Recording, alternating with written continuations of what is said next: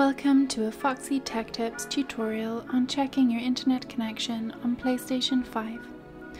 If you find this video helpful, please consider subscribing to my channel and liking the video. From the dashboard of PS5, move to the top and then go to the right until you get to Settings and open them. In Settings, select Network. Select Connection Status, and then click Test Internet Connection. Select Start Test. Your connection test will now start. It will check your IP address, NAT type, download speed, upload speed, connection to the PlayStation Network, and many other metrics. Once the test is finished, you can view the results.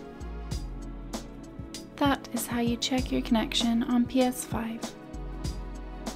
And that draws an end to this tutorial. Please like the video if you found it helpful and subscribe to Foxy Tech Tips for more PS5 tips and tricks.